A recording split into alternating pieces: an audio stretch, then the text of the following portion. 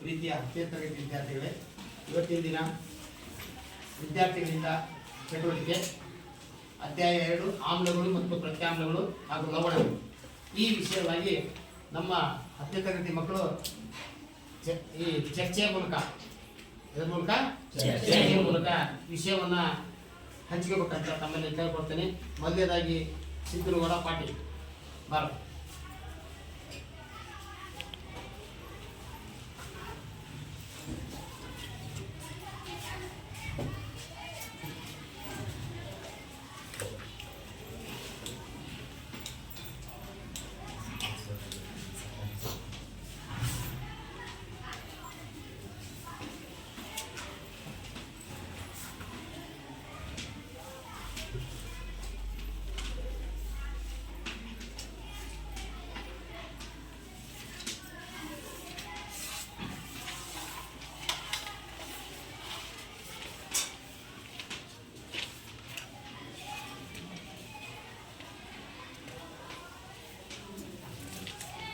ಗಳು ಗಳಲ್ಲ ಗಳು ಬ್ಲೂ ಮಾಡು.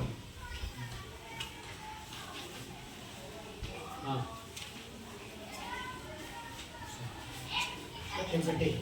ನನ್ನ ಹೆಸರು ಸುಜನ್ಗೌಡ ಸಂಗನಗೌಡ ಪಾಟೀಲ್. ನಾನು 10ನೇ ತರಗತಿಯಲ್ಲಿ ಓದುತ್ತಿದ್ದೇನೆ. ನಾನು ಶ್ರೀ ಗುರು ಮುರುಘೇಶ್ವರ ಪ್ರೌಢಶಾಲೆಯಲ್ಲಿ ಓದುತ್ತಿದ್ದೇನೆ.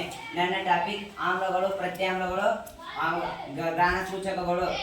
ಈ ಟಾಪಿಕ್ ಹೇಳ್ಕೊಂಡು ಹೋದರೆ ಮೂರನೇ ಟಾಪಿಕ್ ಏನು ಬಹಳ ನಿಮಿಷ ಆಗಲ್ಲ, ರೈಲು ಹೋದಂಗೆ ಹೋಗ್ಬಿಡುತ್ತೆ. ಆದ್ದರಿಂದ ಸ್ಲೋ ಆಗಿ ಹೇಳ್ತೇನೆ. ಈಗ ನಾವು ಮನೆಯಲ್ಲಿ ಉಪಯೋಗಿಸುವ ವಸ್ತುಗಳು ಯಾವ್ಯಾವ ಅಂತ ಹೇಳ್ತೀರಾ?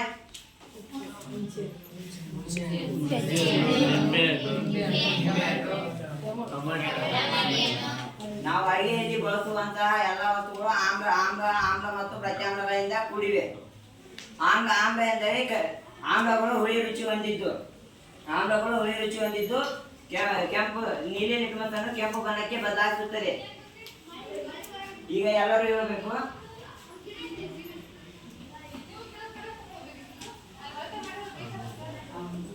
ಚುಕ್ಕಿ ಬರೆಯೋದು ಮುಂದೆ ಚುಕ್ಕಿ ಹುಳಿ ರುಚಿಯನ್ನು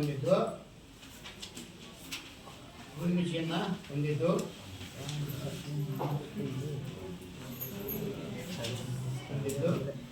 ಎಂತ ಭಾಳ ನೀಲಿ ಲಿಟ್ಮಸ್ ಅನ್ನ ಏನ್ ಮಾಡ್ತೇವೆ?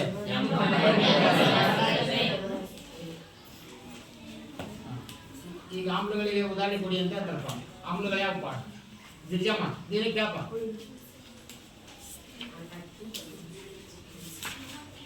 ಬದಲಾಯಿಸುತ್ತವೆ.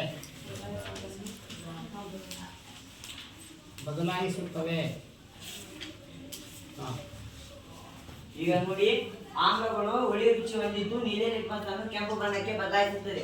ಈಗ ಎಲ್ಲರೂ ಹೇಳಿ.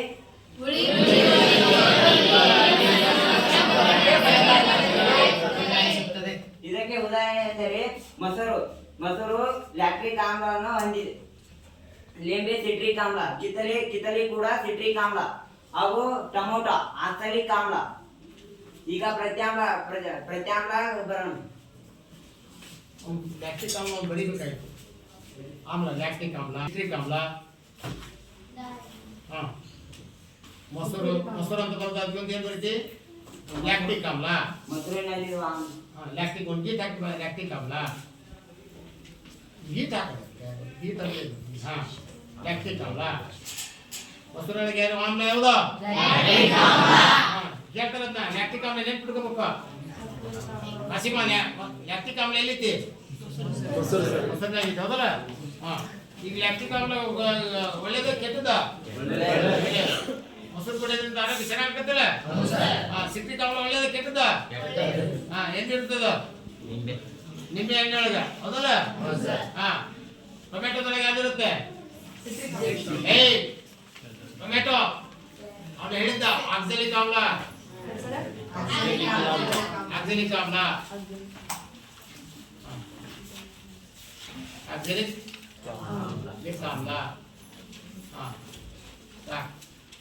ಉದಾಹರಣೆಗಳು. ಈಗ ಎಕ್ಸಾಮ್ಗೆ 2 ಮಾರ್ಕ್ಸ್ ಕೇಳ್ತಾರೆ, ಹೌದಾ? ಮಾತಾಡ. ಈಗ ಆಮ್ಲಗಳಿಗೆ ಉದಾಹರಣೆಗಳು ಇವು. ಈಗ ಪ್ರತ್ಯಾಮ್ಲಗಳಿಗೆ ಹೋಗೋಣ. ಈಗ ಪ್ರತ್ಯಾಮ್ಲಗಳು ಕಹಿ ರುಚಿ ಹೊಂದಿದ್ದು ಕೆಂಪು ಲಿಟ್ಮಸ್ ಅನ್ನು ನೀಲಿ ಬಣ್ಣಕ್ಕೆ ಬದಲಾಯಿಸುತ್ತದೆ. ಅದಕ್ಕೆ ಉದಾಹರಣೆ ಈ ಕಡೆ ಬರೀ ಅಲ್ಲಿ ಬರೀ ಅದು ಏನು ಸ್ವಲ್ಪ ಚೇಂಜ್ ಮಾಡ್ಬೇಕು ಈಗ. ಏನ್ ಮಾಡ್ಬೇಕು ಹೇಳ, ಆಮ್ಲ ಇದ್ದಲ್ಲಿ ಏನ್ ಮಾಡ್ಬೇಕು, ಸ್ವಲ್ಪ ಪ್ರತ್ಯಾಮ್ಲ. ಆ ಕಾಟುಡಿ ಆ ಕಾಟು ಹೊಡೆದು ಈಗ ಮಾಡ್ಬೇಕು ಪ್ರತ್ಯಾಮ್ಲ ಅಂತ ಬರೀ. ಪ್ರತ್ಯಾಮ್ಲ ನಿನಗೆ ಈಜಿ ಹೇಳ್ಕೊಡ್ತೇನೆ, ಹೌದಾ? ಏನಿದು ಪ್ರತ್ಯಾಮ್ಲ. ಈಗ ಹುಳಿ ರೀತಿಯಲ್ಲಿ ಏನ್ ಮಾಡ್ತಾನೆ, ಸ್ವಲ್ಪ ಚೇಂಜ್ ಮಾಡಿದ, ಸ್ವಲ್ಪ ಚೇಂಜ್ ಮಾಡಿದ, ಹೌದಲ್ಲ? ಸರಿ ಜೀವಿಸಿದ್ದು ಈ ನೀರಿದ್ದಲ್ಲಿ ಏನ್ ಮಾಡ್ಬೇಕು, ಹಾ ಏನ್ ಮಾಡ್ಬೇಕು, ಕೆಂಪಿದ್ದಲ್ಲಿ ಏನ್ ಮಾಡ್ಬೇಕು. ಈಗ ಡೆಫಿನಿಷನ್ ಸಿಗ್ತಾ, ಈಗ ಕೆಂಪು ನೀಲಿ ಬಣ್ಣ ಡೆಫಿನಿಷನ್ ನೋಡ್ರಿ, ಎಷ್ಟೇ ಈಜಿ ಇದೆಯಾ? ಈಗ ಪ್ರತ್ಯಾಮ್ಲ ಅಂದ್ರೆ ಹೇಳ್ಬೋದಲ್ಲ ಸ್ವಾತಿ, ಪ್ರತ್ಯಾಮ್ಲ ಅಂದ್ರೆ ಏನ್ ಹೇಳಮ್ಮ? ಈ ರೀತಿಯನ್ನು ಹೊಂದಿದ್ದು ಕೆಂಪು ಲಿಟ್ಮಸ್ ಅನ್ನು ನೀಲಿ ಲಿಟ್ಮಸ್ ಬಣ್ಣದ ಬದಲಾಯಿಸುವುದನ್ನು, ಕೆಂಪು ಲಿಟ್ಮಸ್ ಅನ್ನು ನೀಲಿ ಬಣ್ಣಕ್ಕೆ ಬದಲಾಯಿಸುತ್ತವೆ. ಅದನ್ನು ಪ್ರತ್ಯಾಮ್ಲ. ಹೌದಾ? ಪ್ರತ್ಯಾಮ್ಲಕ್ಕೆ ಉದಾಹರಣೆ ಹೈಡ್ರಾಕ್ಸೈಡ್. ಹೈಡ್ರಾಕ್ಸೈಡ್ಗಳು. ಯಾವ ಹೈಡ್ರಾಕ್ಸೈಡ್ಗಳು? Sodium hydroxide. ಹೈಡ್ರಾಕ್ಸೈಡ್ ಹೇಳಿ ನೀವು. ಕ್ಯಾಲ್ಸಿಯಂ ಹೈಡ್ರಾಕ್ಸೈಡ್, ಸೋಡಿಯಂ ಹೈಡ್ರಾಕ್ಸೈಡ್,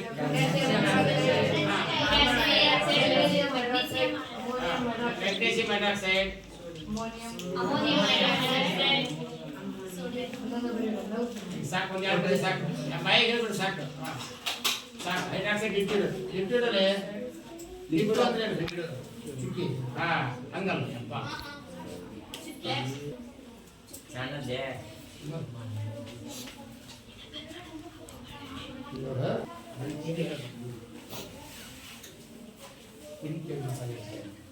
ಮ್ಯಾಗಿನ ಬಿಡ ಪಾಠ ಹತ್ರ ಹೋಗಿ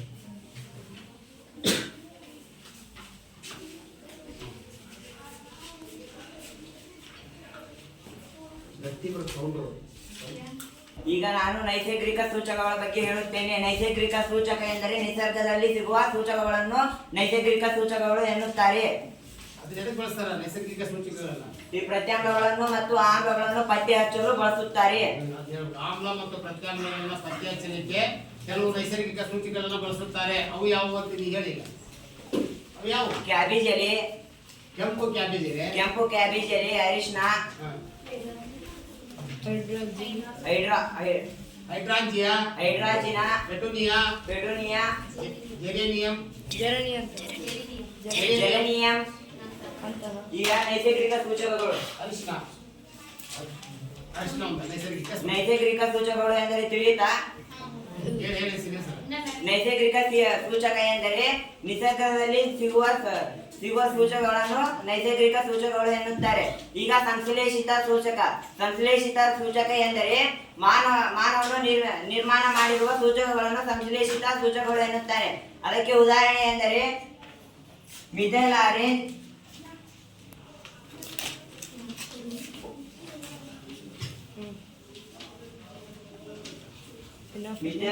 ಫಿನಾಫ್ಥಲಿನ್,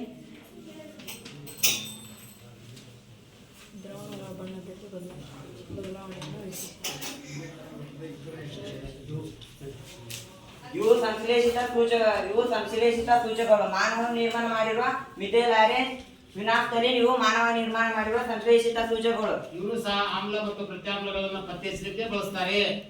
ಇವುಗಳನ್ನು ಸಹ ಆಮ್ಲಗಳು ಮತ್ತು ಪ್ರತ್ಯಾಮ್ಲಗಳನ್ನು ಪತ್ತೆ ಹಚ್ಚಲು ಇದು ಮಾಡುತ್ತಾರೆ. ಈಗ ಈ ಟ್ಯಾಲೋಫೈಟಾ ಈ ದನಿ ಲಿಟ್ಮಸ್ ಲಿಟ್ಮಸ್ ಯಾವ ಸಸ್ಯ ವರ್ಗಕ್ಕೆ ಸೇರಿದೆ ಎಂದರೆ ಟ್ಯಾಲೋಫೈಟಾ ಸಸ್ಯ ವರ್ಗಕ್ಕೆ ಸೇರಿದೆ. ಅದು ಒಂದು ನೇರಳೆ ರಂಗು. ಯಾವ ರಂಗು?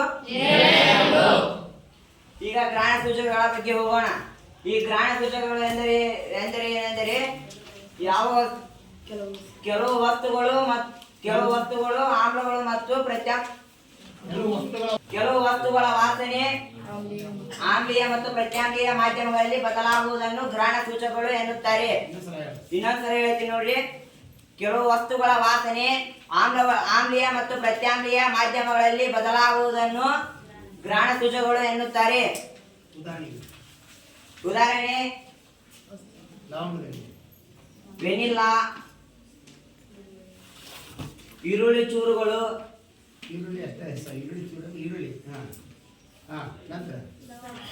ಲವಂಗದ ಎಣ್ಣೆ. ಗ್ರಹಣ ಸೂಚಕಗಳಿಗೆ ಉದಾಹರಣೆ. ಎಕ್ಸಾಮ್ ಗ್ರಹಣ ಸೂಚಕಗಳಿಗೆ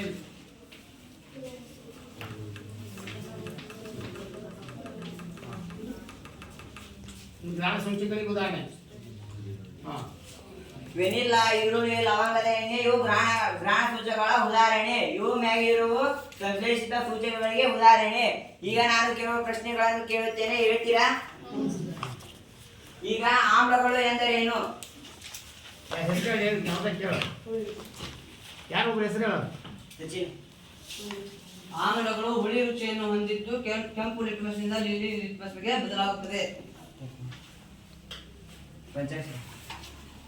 ಆಮ್ಲಗಳು ಹುಳಿ ರುಚಿ ಹೊಂದಿದ್ದು ನೀಲಿ ಲಿಟ್ಮಸ್ ಅನ್ನು ಕೆಂಪು ಲಿಟ್ಮಸ್ಗೆ ಬದಲಾಯಿಸುತ್ತವೆ. ಈಗ ಆಮ್ಲಗಳಿಗೆ ಉದಾಹರಣೆ ಹೇಳಿ, ಯಾರೊಬ್ರು? ಆಮ್ಲಗಳಿಗೆ ಉದಾಹರಣೆ ಆಮ್ಲಗಳಿಗೆ ಉದಾಹರಣೆ ಹೇಳಿ. ನೀನು ಹೇಳು. ಪಂಚಾಕ್ಷರಿ. ಹುಣಸೆ ಹಣ್ಣು, ಟೊಮ್ಯಾಟೊ, ಲಿಂಬೆ ಹಣ್ಣು, ಅವು ಅದರಲ್ಲಿರುವ ಆಮ್ಲಗಳು ಹೇಳು.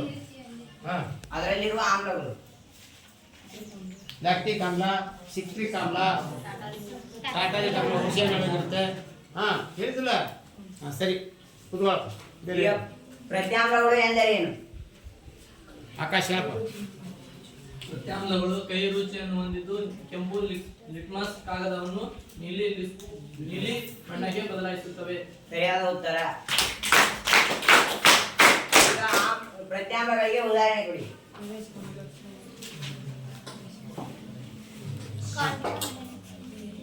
ಹೇಳಪ್ಪ. Potassium hydroxide, magnesium hydroxide, ammonium hydroxide. Very good. ಸರಿಯಾದ ಉತ್ತರ. ಈಗ ಲಿಟ್ಮಸ್ ಯಾವ ಸಸ್ಯ ವರ್ಗಕ್ಕೆ ಸೇರಿದೆ? ಲಿಟ್ಮಸ್ ಯಾವ ಸಸ್ಯ ವರ್ಗಕ್ಕೆ ಸೇರಿದೆ? ಲಿಟ್ಮಸ್ ಅನ್ನೋದು ಯಾವ ಸಸ್ಯ ವರ್ಗಕ್ಕೆ ಸೇರಿದೆ? ಟ್ಯಾಲೋಫೈಟ ಅಂತ ಹೇಳಿಲ್ಲಮ್ಮ. ಯಾವುದು? ಇಂಥ ಪದಗಳನ್ನು ನೀಡ್ತಾರೆ, ಲಿಟ್ಮಸ್ ಅನ್ನು ಪಡಿತಾರೆ. ಲಿಟ್ಮಸ್ ಅನ್ನೋದು ಯಾವ ಬಣ್ಣ? ನೇರಳೆ ಬಣ್ಣ. ಹೌದಲ್ಲ? ನೇರಳೆ ರಂಗು. ಹೌದಲ್ಲ? ಹಾ, ಈಗ ಇದರ ನೈಸರ್ಗಿಕ ಸೂಚಕಗಳದು. ನೈಸರ್ಗಿಕ ಸೂಚಕಗಳು ಆಮ್ಲ ಮತ್ತು ಪ್ರತ್ಯಾಮ್ಲಗಳನ್ನು ಪತ್ತೆ ಹಚ್ಚಲಿಕ್ಕೆ ಕೆಲವು ನೈಸರ್ಗಿಕ ಸೂಚಕಗಳನ್ನು ಬಳಸುತ್ತಾರೆ. ಅವು ಯಾವುವು ಹೇಳಿ?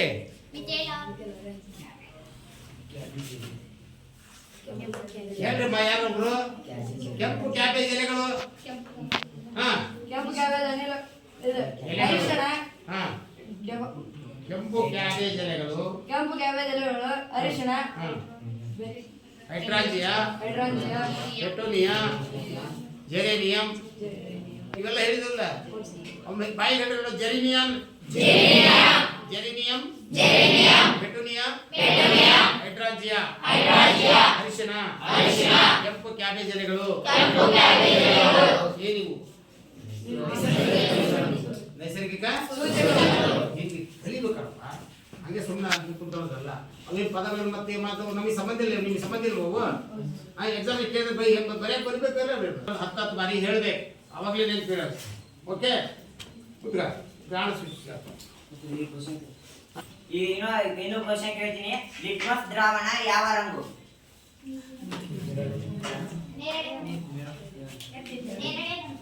ಸರಿಯಾದ ಉತ್ತರ. ಈ ಸಂಶ್ಲೇಷಿತ ಸೂಚಕ ಎಂದರೇನು? ಸಂಶ್ಲೇಷಿತ ಅಂದ್ರೆ ಇಲ್ಲಿ ತಯಾರು ಮಾಡೋದು. ಯಾರು ತಯಾರು ಮಾಡೋದು? ಸೂಚಕಗಳನ್ನು ಸಂಶ್ಲೇಷಿತ ಸೂಚಕಗಳು ಎನ್ನುತ್ತಾರೆ.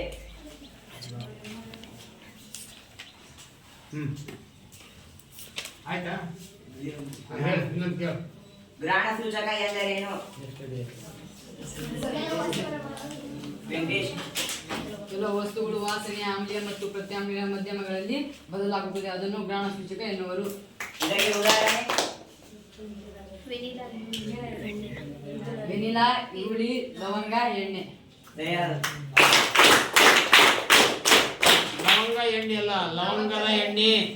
ಲವಂಗದಿಂದ ತಯಾರು ಮಾಡಿರ್ತಕ್ಕಂಥ ಎಣ್ಣೆ, ಲವಂಗ ಎಣ್ಣೆ ಅಲ್ಲ. ಇವತ್ತು ಆಮ್ಲಗಳು ಮತ್ತು ಪ್ರತ್ಯಾಮ್ಲಗಳಲ್ಲಿ ಲವಣಗಳು ಮತ್ತು ಇದರಲ್ಲಿ ಬರುವ ಪಿಎಚ್ ಬಗ್ಗೆ ಹೇಳುತ್ತೇನೆ. ಪಿಎಚ್ ಎಂದರೇನು? ಮೊದಲನೇದಾಗಿ, ದ್ರಾವಣದಲ್ಲಿ ಹೈಡ್ರೋಜನ್ ಅಯಾನುಗಳು ಸಾರತೆಯನ್ನು ಅಳೆಯಲು ಒಂದು ಬಳಸುವ ಸಾಧನ.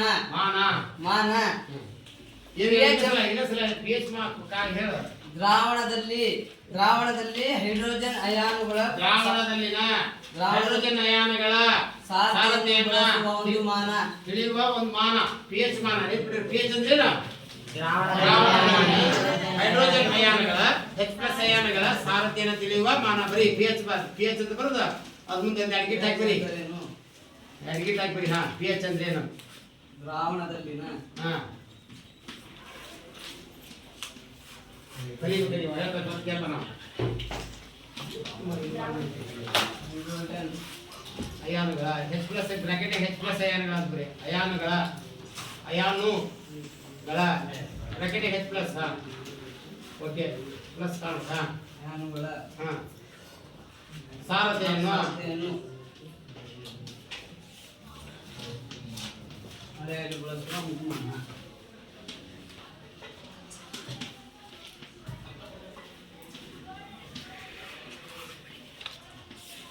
ಒಂದು ಮಾನ. ಎಕ್ಸಾಮ್ ಕೇಳ್ತಾರೆ ನೋಡ್ರಿ, ಒಂದು ನೆನ್ಪಿಡಿ, ಒಂದು ಮಾರ್ಕ್ಸಿ. ಹಾ, pH ಎಂದರೇನು? ಹಾ, ಮುಂದೆ ಮಾಡ್ಬೇಕು. pH ಎಂಬ ಪದವು ಜರ್ಮನಿಯ ಪೊಟೆಂಜ್ ಎಂಬ ಶಬ್ದದಿಂದ ಸಾಮರ್ಥ್ಯ ಪದವನ್ನು ಹೊಂದಿದೆ. ತಡಿ ಕೇಳ್ರಿ, ಸರಿಯಾಗಿ ಅರ್ಥ ಆಗಿಲ್ಲ ಅವ್ರಿಗೆ, ಹೌದಾ? ಇದು ಜರ್ಮನಿ ಭಾಷೆಯಿಂದ ಉತ್ಪತ್ತಿಯಾಗಿದೆ. ಪೊಟೆಂಜ್, ಅದ್ರ ಹೆಸರೇನು? ಪೊಟೆಂಜ್ ಅಂದ್ರೆ ಏನು ಅಂತ ಕೇಳಿದ್ರೆ ಸಾಮರ್ಥ್ಯ. ಇದು ನಾವು ದಿನನಿತ್ಯ ಅನೇಕ ವಸ್ತುಗಳನ್ನು ಬಳಸ್ತವಪ್ಪ. ಹಾ, ಪೊಟೆಂಜ್ ದಿನನಿತ್ಯ ಅನೇಕ ವಸ್ತುಗಳನ್ನು ಬಳಸ್ತೇವೆ. ಅವು ಪ್ರತಿಯೊಂದು ವಸ್ತುಗಳ pH ಇರುತ್ತೆ. ನಾವು ಇಷ್ಟೇ pH ಇರುವಂತ ವಸ್ತುಗಳನ್ನು ಬಳಕೆ ಮಾಡ್ಬೇಕಂತ ತಿಳ್ಕೊಂಡಿರ್ಬೇಕು. ಅರ್ಥಾತ್ ನಮ್ಮ ದೇಹ ಎಷ್ಟು pH ವ್ಯಾಪ್ತಿಯಲ್ಲಿ ಕೆಲಸ ಮಾಡ್ತದೆ ಅನ್ನೋದು ಇರುತ್ತೆ, ಹೌದಾ? ನಾವು ತಿನ್ನೋದು ಪ್ರತಿಯೊಂದು ನಮ್ಮ ರಕ್ತದ pH ಇರುತ್ತೆ, ಕುಡಿಯುವ ನೀರಿನ pH ಇರುತ್ತೆ, ಪ್ರತಿಯೊಂದು ಇರುತ್ತೆ. ನೀವ್ ಹೇಳು. ನೀರಿನಲ್ಲಿ pH ಮೌಲ್ಯ 5.6ಗಿಂತ ಕಡಿಮೆ ಆದರೆ ಅದು ಸುರಿದ ಮಳೆ, ಆಮ್ಲ ಮಳೆ ಎಂದು ನಾವು ಕರೆಯಬಹುದು. ಇನ್ನೊಂದ್ಸಲ ನೀರಿನ pH ಮೌಲ್ಯ 5.6ಕ್ಕಿಂತ ಕಡಿಮೆ ಆದರೆ ಅದನ್ನು ಏನಂತ ಕರೀತಾರೆ? pH ಮೌಲ್ಯ ನೀರಿನ pH ಮೌಲ್ಯ 5.6ಕ್ಕಿಂತ ಕಡಿಮೆ ಆದರೆ 5.6ಗಿಂತ ಕಡಿಮೆ ಮಳೆ ಸುರಿದರೆ ಕಡಿಮೆ ಆದರೆ ಸಾಕು, ಬಳಸುವುದಂದ್ರೆ ಆಮ್ಲ ಮಳೆ. ಸುರಿದರೆ ಅದನ್ನು ಆಮ್ಲ ಮಳೆ ಎಂದು ಈಗ ನಾವು exam ಅಲ್ಲಿ ಕರೆಯಬಹುದು. ಪ್ರಶ್ನೆ ಕೇಳ್ತಾರೆ, ಆಮ್ಲ ಮಳೆ ಅಂದ್ರೆ ಏನಂತ ಪ್ರಶ್ನೆ ಕೇಳ್ತಾರ, ಅದಕ್ಕದು. ಹಾ, ಮಳೆ ನೀರು ದೇಹದಲ್ಲಿ pH ಮೌಲ್ಯ 7.8ರಿಂದ ಕಾರ್ಯನಿರ್ವಹಿಸುತ್ತದೆ ಮತ್ತು ನಮ್ಮ ದೇಹದಲ್ಲಿ ಜಠರದ pH ಮೌಲ್ಯ 1.2. ಈಗ ಜಠರಸದ pH ಮೌಲ್ಯ ಎಷ್ಟು ಅಂತ ಕೇಳ್ತಾರೆ ನಿಮಗೆ. ಜಠರದಲ್ಲಿ pH ಮೌಲ್ಯ ಎಷ್ಟಿರುತ್ತೆ? 1.2. ಮತ್ತು ನಿಂಬೆ ರಸ pH ಮೌಲ್ಯ 2.2. ನಿಂಬೆ ರಸದ pH ಮೌಲ್ಯ 2.2. ರಕ್ತದ ಮತ್ತು ನಮ್ಮ ದೇಹದಲ್ಲಿ ಹರಿಯುತ್ತಿರುವ ರಕ್ತದ pH ಮೌಲ್ಯ 7.4. ಮತ್ತು ನಮ್ಮ ಬಾಯಿಯಲ್ಲಿ pH ಮೌಲ್ಯ ಹಲ್ಲಿನ ಸವೆತ 5 ಕಡಿಮೆ ಆದಾಗ ಅದು ನಮ್ಮ ಹಲ್ಲಿನ ಸವೆತಕ್ಕೆ ಕಾರಣವಾಗುತ್ತದೆ. ಹಾಗೂ ಮಿಥೋನ್ ಎಂಬ ಕಾಮಲಗ ಮತ್ತು ಇದರ ಪಕ್ಕದಲ್ಲಿ ಡಾರ್ಕ್ ಪ್ಲಾಂಟ್ ಎಂದು ಇರುತ್ತದೆ. ಮತ್ತು ಹಾವಿನಲ್ಲಿರುವ ವಿಷ ವೆನಮ್. ಹಾವಿನಲ್ಲಿರುವ ವಿಷ ಅದರ pH ಮೌಲ್ಯ 14. ಅದರ pH ಮೌಲ್ಯ 14. ವಿಷ ವೆನಮ್. ಅದರ pH ಮೌಲ್ಯ ಹಾವಿನಲ್ಲಿರುವ ವಿಷದ pH ಮೌಲ್ಯ ಎಷ್ಟು? 14. ಎಷ್ಟಿರುತ್ತೆ? 14 ಅಲ್ಲ, 14. 16 ಇಲ್ಲ. pH ಸ್ಕೇಲ್ 0 ಇಂದ ಎಷ್ಟಿರುತ್ತೆ? 14 ಇರುತ್ತೆ, ಹೌದಾ? ಮತ್ತು ನಿಮಗೆ ಕೆಲವು ಪ್ರಶ್ನೆಗಳನ್ನು ನಾನು ಹೇಳುತ್ತೇನೆ. pH ಎಂದರೇನು? ದ್ರಾವಣದಲ್ಲಿನ ಹೈಡ್ರೋಜನ್ ಅಯಾನುಗಳ ಸಾರತೆಯನ್ನು ಅಳೆಯಲು ಬಳಸುವ ಮಾನವನ್ನು pH ಮೌಲ್ಯ ಎನ್ನುವರು. ಸರಿ, ಚಪ್ಪಾಳೆ. ನೀರಿನಲ್ಲಿ pH ಮೌಲ್ಯ ಎಷ್ಟಿಗಿಂತ ಕಡಿಮೆ ಆದರೆ ಆಮ್ಲ ಮಳೆಯನ್ನು ಸುರಿಯುತ್ತದೆ? 5.6ಗಿಂತ ಕಡಿಮೆ ವೇಳೆ ಸಾರಿದೆ. ಕಡಿಮೆ ವೇಳೆ ಮತ್ತು 6ಗಿಂತ ಕಡಿಮೆ 5.6ಗಿಂತ ಕಡಿಮೆ ಮಳೆ ಸುರಿದರೆ ಸುರಿದರೆ ಆಮ್ಲ ಮಳೆ ಸುರಿಯುತ್ತದೆ. ನಮ್ಮ ದೇಹದಲ್ಲಿ pH ಮೌಲ್ಯ ಎಷ್ಟರಲ್ಲಿ ಕಾರ್ಯನಿರ್ವಹಿಸುತ್ತದೆ? ನಮ್ಮ ದೇಹವು ಎಷ್ಟು pH ವ್ಯಾಪ್ತಿಯಲ್ಲಿ ಕಾರ್ಯನಿರ್ವಹಿಸುತ್ತದೆ? ಇದು ಪ್ರಶ್ನೆ. ಯಾರು ಹೇಳ್ತೀರಿ? ಹೇಳಪ್ಪ ಸಿದ್ದೇಗೌಡ. 7.8. ಸರಿಯಾದ ಉತ್ತರ. ಎಷ್ಟರಿಂದ ಎಷ್ಟು ವ್ಯಾಪ್ತಿಯಲ್ಲಿ ಅಂತ ಹೇಳೋಣ? 7.0 ರಿಂದ 7.8ರವರೆಗೆ ವ್ಯಾಪ್ತಿಯಲ್ಲಿ ಕೆಲಸ ಮಾಡುತ್ತದೆ. ಹಂಗೆ ಹೇಳ್ಬೇಕು. 7ರಿಂದ 7.8 ವ್ಯಾಪ್ತಿಯಲ್ಲಿ pH ವ್ಯಾಪ್ತಿಯಲ್ಲಿ ಕೆಲಸ ಮಾಡುತ್ತದೆ. ಅದಕ್ಕಿಂತ ಹೆಚ್ಚಾದ್ರೆ ಅದಕ್ಕಿಂತ ಕಡಿಮೆ ಆದ್ರೆ ಏನಾಗುತ್ತೆ? ನಮ್ಮ ದೇಹ ವಿಷ ಆಗುತ್ತೆ. ಹೆಚ್ಚಾದ್ರೆ ಕಡಿಮೆ ಆದ್ರೆ ನಮ್ಮ ದೇಹ ಹುಳಿ ಆಗುತ್ತೆ. ಇದು ನೆನ್ಪಿಟ್ಕೊಳ್ರಿ. ಓಕೆ, ಹೇಳಿದ್ದೆ. ಹಾ, 7.8ಕ್ಕಿಂತ ಜಾಸ್ತಿ ಆದ್ರೆ ನಮ್ಮ ದೇಹ ಶರೀರದ pH ಮೌಲ್ಯ ಎಷ್ಟು? ಗರಿಮಾ 1.2. ಸರಿಯಾದ ಉತ್ತರ. ನಿಂಬೆ ರಸದಲ್ಲಿರುವ pH ಮೌಲ್ಯ ಎಷ್ಟು? ಲಕ್ಷ್ಮಣ್ 2.2. ಸರಿಯಾದ ಉತ್ತರ. ನಮ್ಮ ದೇಹದಲ್ಲಿ ಹರಿಯುತ್ತಿರುವ ರಕ್ತದ pH ಮೌಲ್ಯ ಎಷ್ಟು? ಸರಿಯಾದ ಉತ್ತರ. ಹಾವಿನಲ್ಲಿರುವ ವಿಷ ಯಾವುದು? ಪಂಚಾಕ್ಷರ. ಸರಿಯಾದ ಉತ್ತರ. ವಿದ್ಯಾರ್ಥಿಗಳೇ, ಇವತ್ತಿನ ದಿನ ಆಮ್ಲ ಮತ್ತು ಪ್ರತ್ಯಾಮ್ಲಗಳ ಬಗ್ಗೆ ಕೆಲವು ವಿಷಯಗಳನ್ನು ಹಂಚಿಕೊಂಡಂಥ ವಿದ್ಯಾರ್ಥಿಗಳಿಗೆ ಧನ್ಯವಾದಗಳು. ಮುಂದಿನ ಅಧ್ಯಾಯದಲ್ಲಿ ಈ ವಿಷಯವನ್ನು ಹಂಚ್ಕೊಳ್ಳೋ ಬದಲಾಗಿ ಒಂದು 5-6 ಮಕ್ಕಳು ಹೀಗೆ ಹೇಳಿದ್ದೀನಿ, ಒಂದು ಯಾವುದೋ ಒಂದು ಚಟುವಟಿಕೆ ಪ್ರಯೋಗ ಅಥವಾ ಚಟುವಟಿಕೆ ಯಾವುದೋ ಒಂದು ಬಂದಿಲ್ಲ ಅಷ್ಟು ಶೇರ್ ಮಾಡಬೇಕು. ಅರ್ಥಾತ ಆ ಚಟುವಟಿಕೆ ಮಾಡಿ ಆಮೇಲೆ ಅದ್ರ ಬಗ್ಗೆ ವಿವರಣೆ ನೀಡಬೇಕು.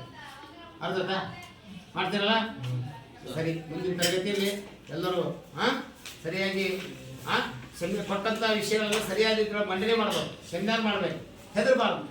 ಹೆದರಿದ್ರೆ ನಮಗೆ ಏನು ವಿಷಯ ಬರಲ್ಲ. ಆಮೇಲೆ ನಮಗೆ ತಲೆಗೇನೋ ಹೇಳಿ ನಾವೀಗ ಹೋಗಿ ಇವತ್ತು ಸ್ಟಡಿಯಾಗಿ ರೆಡಿಯಾಗಿ ಎಲ್ಲ ಓದಿ ಎಲ್ಲ ವಿಚಾರಗಳನ್ನ ಹೇಳ್ಬೇಕಂತೀರಿ. ಇಲ್ಲಿ ಬಂದ ತಕ್ಷಣ ಏನಾಗತ್ತೆ, ನಿಮಗೆ ಭಯ ಬಂದ್ಬಿಡುತ್ತೆ. ಅವಾಗ ಏನೇನು ಹೇಳಾಕಟ್ಬಿಡ್ತೀರಿ. ದಯವಿಟ್ಟು ಹಂಗೆ ಆಗಬಾರ್ದು. ಮುಂದಿನ ತರಗತಿಯೊಳಗೆ ಎಲ್ಲರೂ ರೆಡಿಯಾಗಿ ನಿಮಗೇನಾರ ಅರ್ಥ ಇದ್ದಿತ್ತಂದ್ರೆ ನನ್ನ ಹತ್ರ ಬನ್ನಿ, ಕೇಳ್ರಿ. ಸರ್ ನಾನು ಚೆನ್ನಾಗಿ ಮಾಡ್ತೇನೆ ಸರ್, ಇವತ್ತು ಒಂದು 5-10 ನಿಮಿಷ ಚೆನ್ನಾಗಿ ಮಾಡ್ತೇನೆ ಸರ್ ಅಂತ ಬಂದು ನಿಮ್ಮಲ್ಲಿ ಬರಬೇಕು. ನೀವೇ ಬರ್ಬೇಕು. ಮಾಡ್ತಿರಲ್ಲ? ಎಲ್ಲರೂ ಇನ್ವಾಲ್ವ್ ಆಗಬೇಕು. ಒಬ್ಬರೇ ಅಲ್ಲ, ಇನ್ವಾಲ್ವ್ಮೆಂಟ್ ಇದು ಬಹಳ ಮುಖ್ಯ. ಏನಪ್ಪ ಮಾಡ್ತಿರಲ್ಲ? ಓಕೆ, ಎಲ್ಲರಿಗೂ ನಮಸ್ಕಾರ.